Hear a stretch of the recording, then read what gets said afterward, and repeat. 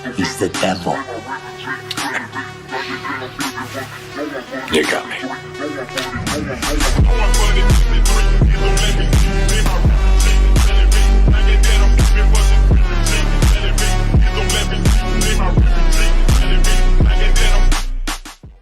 Hello and welcome back to another episode of Devil's Advocate. Before we dive into the actual topic of this video, I'm going to talk about how I came to this topic a little bit. Now, if you watch my Jared Cannonier video, little plug, that kicked off season 2 of Devil's Advocate, then you will know that champion predictions was something that was racking around my brain at the start of the year, and a big part of that was the men's Bantamweight Division in the UFC, where I did eventually pick Merab Dvalishvili to end the year as champion, which you're probably, looking at the title of this video and going, what is this guy on about? But I'll explain. I don't got time to mess around. When deciding what Devil's Advocate video I was going to make for UFC 298 on February 17th, a fantastic card, I was obviously going to make a video about this. You, of course, you look at the top fights and think, to kind of peel back the curtain a little bit, what fights could I do a video on? And the one that stands out would maybe be Ilia Topuria versus Alexander Volkanovski. I believe Topuria is a slight underdog at the moment, but do I really need to make an argument for why Ilia Topuria can beat Alexander Volkanovski? It's a video that kind of doesn't need to be done. Everyone knows, I think, why Ilia Topuria can beat Alexander Volkanovski. He has fantastic boxing, he's got fantastic wrestling, and Volkanovski is coming off of a knockout loss to Islam Makhachev in October at UFC 294. Co-main event, Robert Whittaker versus Paulo Costa. I don't know off the top of my head. I would imagine that Paulo Costa is the underdog in this fight. I've made videos on Paulo Costa before. He doesn't fight very often, so not really a lot has changed. How is he going to beat Robert Whittaker? Well, he's not going to, go in there like Dricus du Plessis and throw weird combinations and weird stutter steps. He's going to walk forward and he's going to be a powerhouse and he's going to try and land the big shots. Can he do that to Robert Whittaker? Maybe. I don't know. Is it a very interesting video to make? Not really, because if I look at Robert Whittaker's recent run of results, his only loss in that run would be to Dricus du Plessis, and Dricus doesn't fight anything like Paulo Costa, and Paulo Costa is not going to change his game to suit that. He's going to do the same thing that he always does. Do I think it can work against Robert Whittaker? I would say probably not, but we will see. Looking at the other fights on this card, Jeff Neal, Ian Gary, is there a clear underdog or a clear narrative there? You could maybe say, here's why Jeff Neal will beat Ian Gary. I'm personally a very big fan of Ian Gary when it comes to fighting in the octagon, and I don't really want to make that video because it's a good fight, but it's just, it doesn't get you thinking. It doesn't get you questioning things. The thing that I think is worth pointing out is something that I discovered in doing the champion predictions for the end of 2024, which is that I picked Merab Dvalishvili with the small caveat that whilst I do think he would win every matchup that you put him in this year in the UFC's Bantamweight Division, right, be it Henry Cejudo at UFC 298, more on him in a minute, of course, or Marlon Vera or Sugar Sean O'Malley, any of these guys, I would probably say that Merab Dvalishvili would be a favourite and that he would get the job done, I think. But I had no faith that Merab Dvalishvili, even with a win over Henry Cejudo, would get a title shot. I can just see something happening where he doesn't get it, right? Be it the winner of Sugar Sean and Marlon Vera takes the year off, be it they fight Corey Sandhagen, and then this thought entered my brain, or they fight Henry Cejudo. Mr. Henry Cejudo's home. Thank you for the invite, showing off your guns, yes.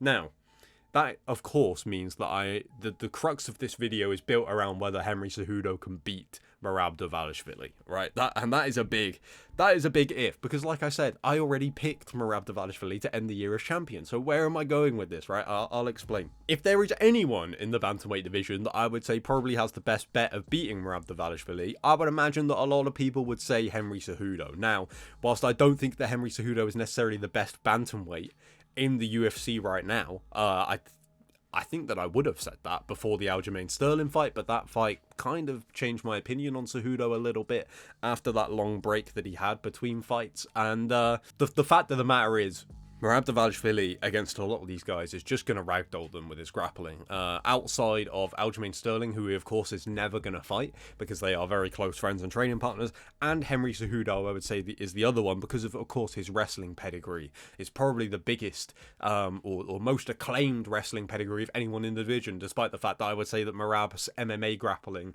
is maybe a little bit more effective, but defensive wrestling is different, and I think that Henry Cejudo, whilst he didn't give a great account of his wrestling against Aljamain Sterling's grappling is completely different to Merab's. Of course, Merab's is a little bit more wrestling focused, whereas Aljamain's is a little bit more jiu-jitsu focused, perhaps, but also their body types, right? Merab shares a kind of stocky build that Henry does, and I think that Aljamain's size was a huge factor in that Cejudo fight. Cejudo isn't going to have to deal with that same kind of leverage that Sterling had over him that Merab is going to have. They are, like I said, similar builds, and I think that Henry Cejudo's defensive wrestling will obviously be crucial to this fight if he is able to get the win, but it's a real possibility that I don't think many people have considered that, yeah, he got taken down by Aljamain Sterling, but he knows Merab is going to try and take him down. He's not going to stand with Henry Cejudo. I would say that Henry Cejudo is the better striker, and I don't think that that's controversial. I think most people would agree with that. And so the question becomes, can Merab consistently take down Henry Cejudo? And I would say he will get takedowns on Henry Cejudo, but will he be able to do it for, I was going to say 5 rounds. I forgot this is only a 3-rounder. That's baffling that this fight is 3 rounds. Is it definitely 3 rounds? It shouldn't be, right? But also, are you going to put Henry Cejudo in a Fight Night main event? No. Are you going to put Henry Cejudo versus Merab in a main event that isn't a title fight? No. So I get it, but you know, normalize 5-round non-title fights on pay-per-views. If there's not 2 title fights on the card, I think we should have 2 5-rounders personally. But hey, different conversation for a different video. Maybe that'll be a Devil's Advocate video in the future, but we will see. So let's say Henry Cejudo beats Merab, right? And the title of this video suggests that he will then get a title shot because this is Henry Cejudo.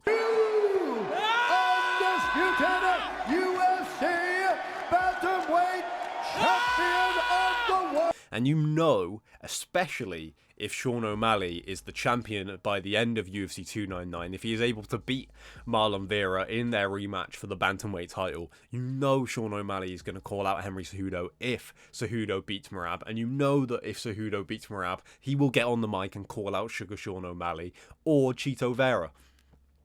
And I don't think that anyone has really put this possibility out there that Henry Cejudo, all he has to do is beat Merab. And I know that all he has to do is a really big all he has to do, because I do really rate Merab Dvalishvili, as I've previously said. But I think that if there's anyone in the Bantamweight division that can beat Merab, it might be Cejudo, just because of the defensive wrestling and the fact that he isn't just a grappler, he is a good striker as well, I think. So if he wins, he's getting a title shot. I don't think there's any which way around it. Maybe there's a world in which they put him in there with Corey Sandhagen. I don't think that will happen. I think Corey would need another win, personally, in order to leapfrog Cejudo if Cejudo beats Merab. You could be the next to bend the knee to Triple C.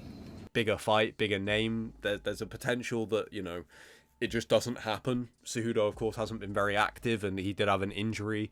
So, you know, we don't know what's going to happen. But I think that it's a possibility that not many people have considered. Henry Cejudo has a really good chance of upsetting the entire Bantamweight division. And again, this came to me during the champion predictions, because when looking at who's going to end the year as Bantamweight champion, Henry Cejudo didn't really come into my mind until I thought he could beat Merab, and then suddenly you've got Henry Cejudo versus Sean O'Malley or versus Chito Vera.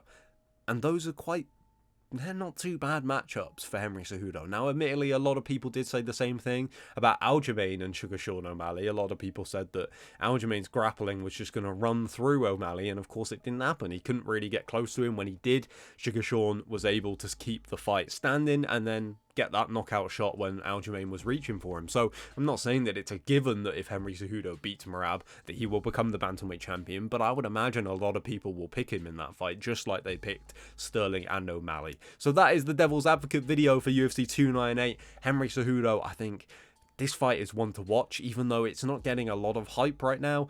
If Cejudo does it, the Bantamweight division the entire plans for the Bantamweight division go out the window, in my opinion. And wouldn't it be very Henry Cejudo to do exactly that? If he is able to stop Merab's win streak after how many wins that man has put together, that would be absolutely insane. So thought it would be better to highlight maybe one of the fights that isn't as obvious to do for this card. Although I am really excited, of course, for the rest of the fights on this card. Ilya Topuria versus Alexander Volkanovski. Though I said that I wouldn't make a video about it, that fight is so good, and I could definitely talk about that fight for 20-25 minutes at least. So who knows, we will see. But regardless, thank you for checking out this video. Hit subscribe so you don't miss another episode, Devil's Advocate. Let me know in the comments below what you want to see on season 2 of DA, and I will see you all very soon. Enjoy the fights at UFC 298.